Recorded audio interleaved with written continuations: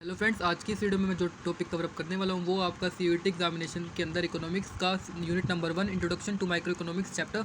ये आज मैं इस वीडियो के जरिए कवर अप करके आपको इजी लैंग्वेज में इस चैप्टर को जितना सीयूईटी एग्जामिनेशन से रेलिवेंट है उतना ही मैं यहाँ पे एक्सप्लेन करने वाला हूँ। तो वीडियो के साथ शुरू से लेकर एंड तक जुड़े रहिएगा और वीडियो को कहीं भी स्किप मत कीजिएगा। तो चलिए फ्रेंड्स, मेरे टाइम क्या मैं आपको अपने नोट्स की मदद से ये चैप्टर पूरा एक्सप्लेन करवाऊंगा। इसके अंदर सिर्फ 2 ही कंसेप्ट कवर अप कर रखे हैं। वैसे तो 11th में इसके अंदर और भी कंटेंट है पड़ा। यहाँ पे हमारे सीयूईटी सिलेबस के अंदर micro economics, what is micro economics और सेंट्रल प्रॉब्लम्स के बारे में डिस्कस कर रखा है। तो मैं भी अपनी इस स्टडी को, इस वीडियो को सीयूईटी के इसी सिलेबस के अनुरूप आपको बताऊंगा कि इसमें क्या क्या कंसेप्ट है और पूरा का पूरा आपको मतलब कि जितना मैं भी इस वीडियो में आपको बताने वाला हूँ उससे बाहर कुछ भी नहीं जाने वाला है। तो वीडियो के साथ जुड़े रहिएगा। तो बिना टाइम के वीडियो को मैं स्टार्ट करता हूँ और आपको बताता हूँ introduction to micro economics chapter के लिए। तो ये मेरे कुछ नोट्स हैं, मैं इसकी पीडीएफ नीचे डिस्क्रिप्शन बॉक्स में दे दूँगा, वहाँ से आप इसे इंस्टॉल कर लीजिए, वहाँ से आप इसे डाउनलोड कर लीजिएगा। तो मैं स्टार्ट करता हूँ। पहले माइक्रो इकोनॉमिक्स माइक्रो जो वर्ड है ना वो 2 वर्ड से मिलके बना micro economics. Micro plus economics, ये कंसेप्ट हमें क्या कहता है? माइक्रो मतलब क्या होता है? छोटा, और इकोनॉमिक्स मतलब आप जानते हैं अर्थव्यवस्था। जब हम छोटे स्तर पर मतलब एक इंडिविजुअल लेवल पर इकोनॉमिक्स की स्टडी करते हैं तो वो होता है हमारा माइक्रो इकोनॉमिक्स। बेसिकली यहाँ पे हमारे कहने का क्या मतलब है, जैसे कि अगर मैं इंडिविजुअली मैं बात करूँ किसी फर्म की, या फिर मैं किसी इंसान की बात करूँ, ये मैं एक आदमी, ये हम इसका नाम रख लेते हैं श्याम। ये हमारी फर्म, ये हमारा श्याम, ये दोनों के दोनों कौन है? इंडिविजुअल्स हैं। मतलब ये किसी ग्रुप को शो नहीं कर रहे, ये सिर्फ इंडिविजुअल्स हैं जो कि जिनका अपना अपना अलग अलग रेलिवेंस है। ये दोनों हमारे माइक्रो इकोनॉमिक्स के अंदर ही आते हैं। जब हम किसी फर्म की किसी इंडिविजुअल की डिमांड एंड सप्लाई देखते हैं, या फिर किसी इंडिविजुअल की सैलरी हो गई, किसी इंडिविजुअल का कंजप्शन हो गया, किसी इंडिविजुअल की सेविंग हो गई, तो जब हम इन कंसेप्ट को देखते हैं तो हमारी स्टडी वो होती है micro economics.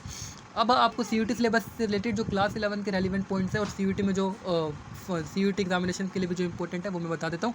Micro economics concept हमारा क्या कहता है कि जो ह्यूमन वांट्स है वो अनलिमिटेड है। ह्यूमन वांट्स का क्या मतलब है? ह्यूमन की इच्छाएं और ह्यूमन की मतलब कि जो हमारी चाहते होती हैं, जो हम चीज़ें पाना चाहते हैं, वो ह्यूमन वांट्स अनलिमिटेड है, उनको कभी सेटिस्फाई नहीं किया जा सकता। एग्जांपल के तौर पे सपोज करो कि आप 12th एग्जामिनेशन पे हो, आपने स्टार्टिंग में एक गोल रखा कि मेरे को चाहिए 95%। सपोज करो आपको 12th में आ गई। अब आपका अगली वॉन्ट आएगी कि मैं 95% का इस्तेमाल करके किसी अच्छे कॉलेज में एडमिशन लूँ। तो वो जो है ना आपकी वॉन्ट जो है ऐसे ही आगे बढ़ती रहती है, ये एक सर्कल टाइप चलता रहता है। तो इसलिए माइक्रो इकोनॉमिक्स का कंसेप्ट भी यही कहता है कि जो हमारी ह्यूमन की वॉन्ट्स हैं वो अनलिमिटेड है। मतलब कि एक वॉन्ट जब पूरी होती है तो दूसरी वॉन्ट भी अपने आप उठ जाती है। लेकिन इन वॉन्ट्स को पूरा करने के लिए रिसोर्सेज लिमिटेड है। ये क्या कहना चाहता है? सपोज करते हैं कि ये हमारा जो श्याम है ना, इसके पास 1 एकड़ की मतलब 100 एकड़ की लैंड है। अब इस लैंड के ऊपर या तो वो अपना घर भी बना सकता है, मतलब बस इसके उसके पास ये एक छोटा सा टुकड़ा ही पड़ा है उस लैंड का। इस लैंड पर वो या तो घर बना सकता है या खेती कर सकता है, मतलब कुछ ना एक लिमिटेड ही काम कर सकता है। मतलब कि अभी ये रिसोर्स हमारे पास लिमिटेड है, रिसोर्सेज की हमारे पास कमी चल रही है। बेसिकली जो हमारे श्याम है उसके पास सिर्फ और सिर्फ 100 एकड़ की ही लैंड है, उसके ज़्यादा लैंड नहीं है, क्योंकि ज़्यादा और बाकी लैंड पे लोगों ने अपने घर बना रखे हैं, तो और लैंड ये कहीं से भी ला नहीं सकता। तो इसलिए ये जो 100 एकड़ की लैंड है ना, ये पॉइंट हमारा कहता है कि रिसोर्सेज हमारे क्या हैं? रिसोर्सेज हमारे लिमिटेड है। अब it arises problem of scarcity and choices. अब जब आपके पास कोई चीज़ थोड़ी सी हो गई, आपको पता है आप किसी भी चीज़ का इस्तेमाल करके आप अपनी ना अलग अलग इच्छाएं पूरी कर सकते हैं। जैसे कि ये जो हमारा श्याम है, श्याम के पास 100 एकड़ की लैंड पड़ी है, या तो ये और लोगों की तरह यहाँ पे घर बना ले, या यहाँ पे स्कूल खोल ले, या यहाँ पे खेती कर ले। बहुत सारे यूजेज इस लैंड के हो सकते हैं, लेकिन शाम को ये चुनना पड़ेगा, उसको चूज़ करना पड़ेगा, उसको चॉइस करनी पड़ेगी कि इस लैंड का वो किस प्रॉफिटेबल और मतलब किस तरीके से इस्तेमाल करे कि उसका खुद का भी बेनिफिट हो जाए। मतलब इस लैंड के यूजेस तो बहुत ज़्यादा है, लेकिन उन यूजेस में से इस शाम को एक ही उसके साथ जाना पड़ेगा। तो ये कहीं ना कहीं रिसोर्सेज लिमिटेड होने के कारण ना प्रॉब्लम ऑफ चॉइस भी अराइज होती है, और स्कैरसिटी की भी प्रॉब्लम अराइज होती है। स्कैरसिटी मतलब रिसोर्सेज की, वही जो मैंने बताया, रिसोर्सेज हमारे पास कमी है, तो लेकिन उसके यूजेज अनलिमिटेड होते हैं। तो शाम को अब चुनना पड़ेगा कि इसका वो क्या एक यूज़ करे जिससे उसको थोड़ा बहुत प्रॉफिट चल जाए। और जो ये स्कैरसिटी वर्ड है ना, स्कैरसिटी वर्ड ही मेन प्रॉब्लम है किसी भी इकोनॉमी की। आई होप इतना आपको क्लियर हो गया होगा। मैं छोटा सा रिकैप और दे देता हूँ। माइक्रो इकोनॉमिक्स क्या होती है? स्टडी ऑफ इंडिविजुअल्स, या वो इंडिविजुअल फॉर्म हो सकते हैं, या हमारा कोई एक और इंडिविजुअल या फिर पर्सन हो सकता है, जिसका हमारे इस वीडियो के अंदर करेक्टर का नाम है श्याम। ये दोनों इंडिविजुअल्स हैं। जब हम इनकी स्टडी करते हैं तो वो माइक्रो इकोनॉमिक्स का कंसेप्ट होता है। फर्म के केस में डिमांड सप्लाई का कंसेप्ट चलता है, शाम के केस में कंजप्शन, इसकी इनकम, इसकी सेविंग, ये सब कंसेप्ट इसके केस में चलता है। माइक्रो इकोनॉमिक्स का कंसेप्ट क्या कहता है, जो हमारी ह्यूमन की वॉन्ट्स है वो अनलिमिटेड है, अगर एक वॉन्ट पूरी होती है तो दूसरी वॉन्ट उठ के आ जाती है। तो ये विशियस एक सर्कल चलता रहता है। ह्यूमन वॉन्ट्स इसलिए अनलिमिटेड है, लेकिन रिसोर्सेज उस वॉन्ट्स को पूरा करने के लिए जो रिसोर्सेज है वो बहुत थोड़े से, बहुत लिमिटेड है। इसके चक्कर में प्रॉब्लम ऑफ स्कैरसिटी और प्रॉब्लम ऑफ चॉइस, जैसे मैंने यहाँ बताया था कि लैंड के यूजेस तो कई सारे, लेकिन एक प्रॉफिटेबल यूज़ सिर्फ एक ही यूज़ शाम इसका कर सकता है, वो उसको खुद को सोचना पड़ेगा। तो ये जो चॉइस आ गई, ये भी कहीं ना कहीं एक मेन प्रॉब्लम है माइक्रो इकोनॉमिक्स की। और अगर क्वेश्चन कभी ये आता है कि आप बताओ मेन प्रॉब्लम क्या इकोनॉमिक की, तो मेन प्रॉब्लम किसी भी इकोनॉमिक की है स्कैरसिटी। आई होप इतना आपको क्लियर होगा। अब मैं बात करता हूँ रिसोर्सेज। जैसे मैंने यहाँ पे लैंड का एग्जांपल लिया था, ये भी एक तरह का रिसोर्स है ना, इसके कुछ डीमेरिट होते हैं।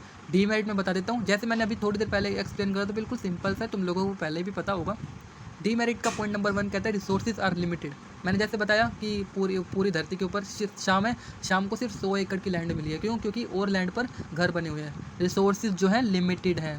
रिसोर्सेज क्या है? लिमिटेड है। Alternative uses of resources are available.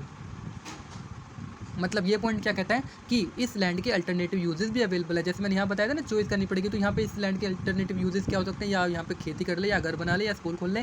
तो ये इसके हो गए डीमेरिट। डीमेरिट में 2 पॉइंट याद रखने हैं आपको। पहला कि रिसोर्सेज क्या है, हमारे लिमिटेड है, और दूसरा अल्टरनेटिव यूज भी अवेलेबल है इन रिसोर्सेज के, मतलब इन रिसोर्सेज के अलग अलग यूज़ भी हम कर सकते हैं। आई होप ये 2 डीमेरिट भी क्लियर हो गए होंगे। माइक्रो इकोनॉमिक्स का छोटा सा यहाँ पे डेफिनेशन और लिख के मैं आपको बता देता हूँ, वही ऊपर जो हमने पढ़ा उसी के हिसाब से ये study of behaviour of an individual unit. किसी इंडिविजुअल की, जब हम यहाँ पे मैंने जो इंडिविजुअल लिए थे, जब हम इनकी स्टडी करते हैं तो वो माइक्रो इकोनॉमिक्स है। ये क्या क्या कवर करता है ये भी देख लेते हैं। ये कवर करता है प्राइस डिटर्मिनेशन की, किसी भी कमोडिटी का प्राइस क्या चल रहा है। यहाँ पे कमोडिटी भी आ सकती है, फर्म क्या सामान ही तो बेचती है, तो यहाँ पे गुड्स मतलब कमोडिटी। कुछ डब्बा हम बना देते हैं। हाँ, ये थोड़ी ड्राइंग मेरी सही ये नहीं बनी, इसको थोड़ा आप इग्नोर कर लीजिएगा। ये हमारी है कुछ ना कुछ कमोडिटी। तो इस कमोडिटी की प्राइस डिटर्मिनेशन पे भी माइक्रो इकोनॉमिक्स वर्क करती है। और जैसे मैंने बताया डिमांड एंड सप्लाई पे भी काम करते हैं, तो वही माइक्रो इकोनॉमिक्स हमारा पूरा कंसेप्ट मैंने ऊपर जैसे एक्सप्लेन करा, वही ये नीचे यहाँ पे छोटा सा डेफिनेशन तौर पे बता रखा है। हमारा इसी के साथ जो चैप्टर नंबर 1 है ना, चैप्टर नंबर 1 का जो पहला पॉइंट है व्हाट इज माइक्रो इकोनॉमिक्स, ये हमारा पूरा कवर अप हो चुका है। इससे बाहर आपकी CUT एग्जामिनेशन में तो कुछ नहीं आने वाला, क्योंकि 11th में इसकी स्टडी वाइड हो जाती है। वहाँ तक आपको जाने की जरूरत नहीं है, जितना आपका CUT सिलेबस में लिमिटेड है उतना ही आपको क्लियर करने की, कवर करने की जरूरत है। अब हम आते हैं सेंट्रल प्रॉब्लम्स के ऊपर।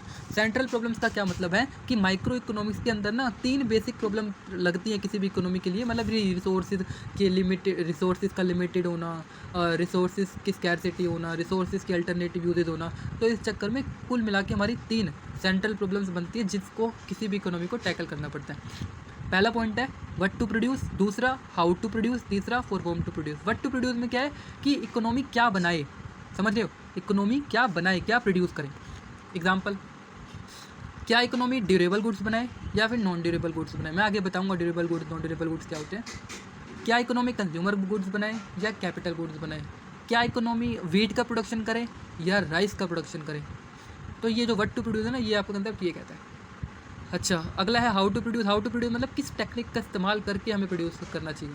क्या हम लेबर इंटेंसिव टेक्निक इस्तेमाल करें या कैपिटल इंटेंसिव, क्योंकि 2 तरह की टेक्निक्स होती हैं, या तो आप लेबर का इस्तेमाल कर लो या मशीनों का इस्तेमाल करो। बताऊंगा आगे इसका और डिस्क्रिप्शन में दूंगा। और अगला है फॉर होम टू प्रोड्यूस, कि हम इकोनॉमी में ना टोटल 2 सेक्शन होते हैं। आप कभी एक इकोनॉमी को देखोगे तो उसके अंदर 2 ही लोग आपको बेसिकली मिलेंगे। एक होते हैं कुछ हाई इनकम वाले, जिसकी इनकम रिच होती है, जो वो रिच कैटेगरी के अंदर आते हैं, और कुछ होते हैं BPL मतलब बिलो द पॉवर्टी लाइन वाले, जो कि पॉवर्टी लाइन के भी नीचे रहते हैं, मतलब कुछ अमीर कुछ गरीब। इकोनॉमी के पास सामने तीसरी प्रॉब्लम होती है कि हम किन के लिए प्रोड्यूस करें, फॉर होम टू प्रोड्यूस। अच्छा, ये 3 पॉइंट आई होप यहाँ तक आपको मैंने जो मतलब बताया वो माइंड में होंगे। बाकी इनको मैं डिस्क्रिप्शन वे में, डिस्क्रिप्टेड वे में भी एक्सप्लेन करने वाला हूँ। अच्छा, अगली प्रॉब्लम आती है हमारी what to produce. What to produce concept क्या कहता है, पहले मैं बता दूँ, ये पहली सेंट्रल प्रॉब्लम। अगर क्वेश्चन ये पूछे कि फर्स्ट सेंट्रल प्रॉब्लम क्या है किसी इकोनॉमी की, तो वो है हमारा व्हाट टू प्रोड्यूस, कि हम प्रोड्यूस क्या करें। मैंने जैसे बताया प्रोड्यूस क्या करें, तो ये पॉइंट भी आपको याद होना चाहिए कि प्रॉब्लम ये किससे रिलेटेड है, choice of selection of goods and services, कि हमें कौन सा सामान या कौन सी सर्विसेज इकोनॉमी में प्रोड्यूस करनी चाहिए। इससे रिलेटेड प्रॉब्लम को टैकल किया जाता है फर्स्ट प्रॉब्लम नंबर 1 में, व्हाट टू प्रोड्यूस कैटेगरी के अंदर।